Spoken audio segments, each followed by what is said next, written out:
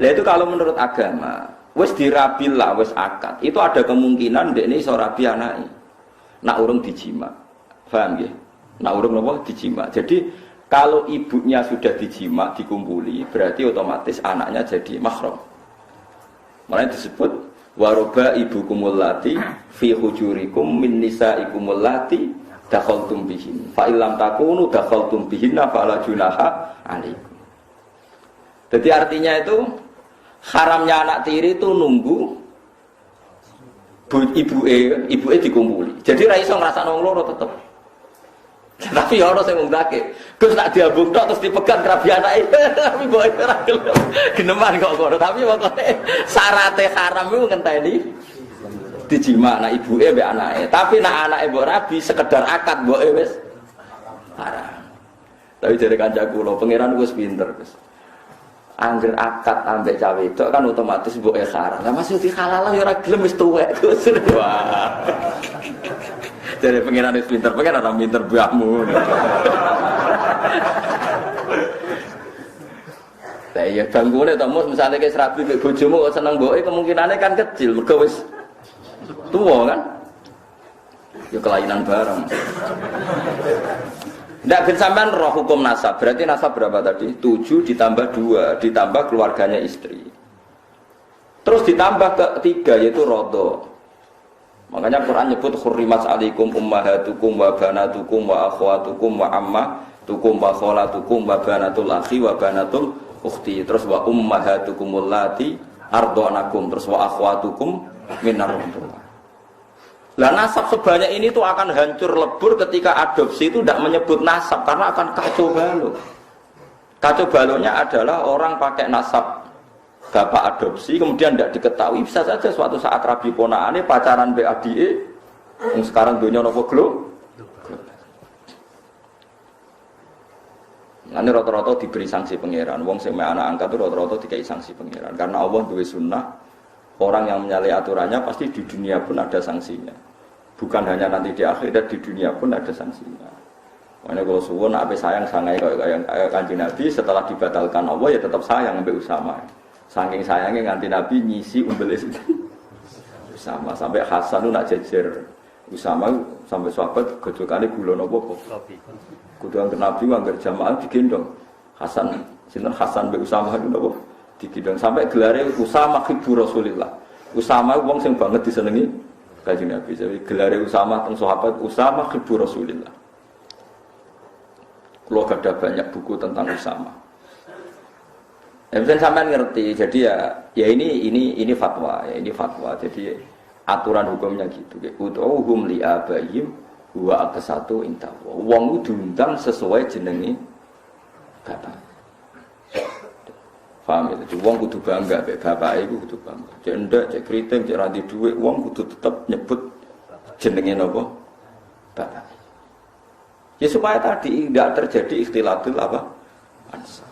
Makanya kalau suwun yang ngaji saya di sini, minimal sampean tuh apal 7 orang yang haram kawin. Ya itu jenenge mahram, orang yang enggak boleh dinikah. Lah orang yang enggak boleh dinikah ini oleh ahli fikih disebut mahram. Ciri utamanya mahram itu kalau megang enggak batalkan wudu. Jadi kowe demek ponakane ora batal, demek sinten tadi? Bulik bude tidak batal. Jadi nek salat salim mbek bulik bude tidak harus wudu lagi karena mahram. Lah yang boleh dikawin itu orang lain. Jadi disebut ajnabiyah. Mergo wong nggak oleh dikawin itu jenenge orang lain disebut napa? Ajnabiyah. Jadi saya dengan istri saya bojoku jenenge ajnabiyah. Berhubung ajnabiyah anak nyekel bojoku ya batal wong enggak mahram. Tapi wong Indonesia itu lucu, anggere bojo jare wis keluarga berarti mahram. Ya bojoku ora mahram, nek mahram ora dikeloni, paham ya? Lho gitu.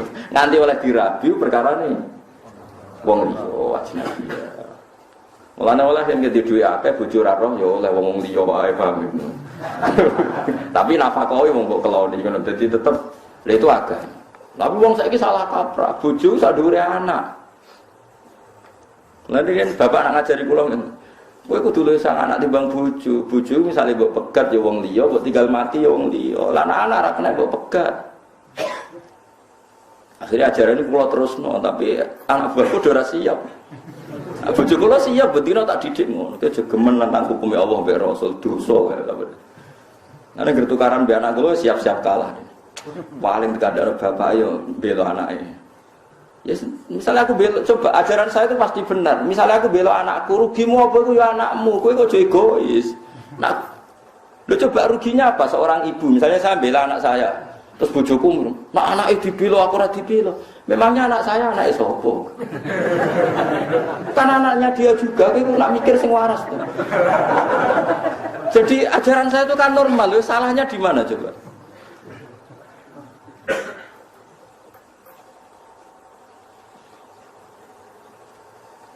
Ibu apa ada kalau ngalami kejadian, misalnya cilik nak terus harus buat juding kecemplung sabun kecemplung juding, sebujung ngamu. Ya tapi kecemplung sabun malah jeding wangi. Biasa ya udah. Kudu dikuras ini aku sing nguras, tak pancen ngono. Jelas ora salah gimana. Ya jelas ora salah. Salah ku ya nyolong, ngene ku salah. Nek wong ngono niku ora salah. Pecahno piring ora salah, menyen piring jajal kok wis agak pecah. Wis kok tak terang. Dadi piring jeblok pecah itu normal. Teori manapun mengatakan nak beling jeblok itu pecah. Aneh ning ndi? Ya kan tidak ada aneh. Ya biasa aja lah piring itu.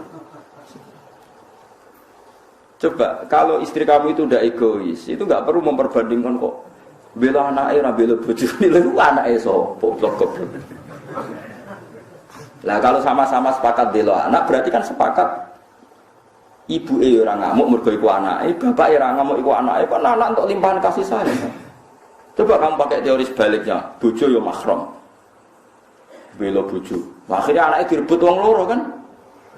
Bapak itu bela bojone enggak nyakno anake. Lha itu ajaran apa coba? Wong tua loro ngrebut cah cilik. Kowe ora sadar tenan tak elengno ngene. Ngelingno sampean kudu jelimet, ora terang jelimet ora apa.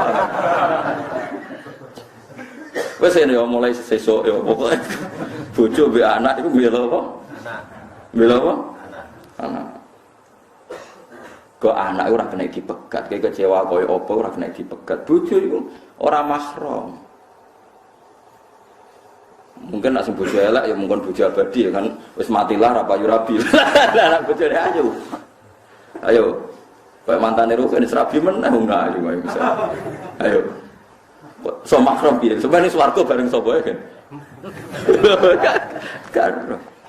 Misale ana wong saleh mati, bojone dirabi wong, ora pati saleh. Swargane melok sapa jajan?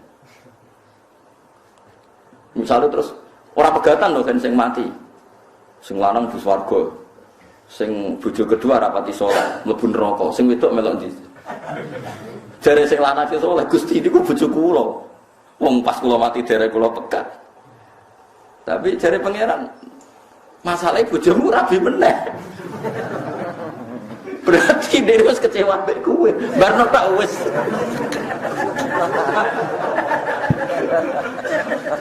Lah wong itu misale sing lanang kok mati meneh, sing wedok kan iso rabi meneh. Lah terus bojone sapa?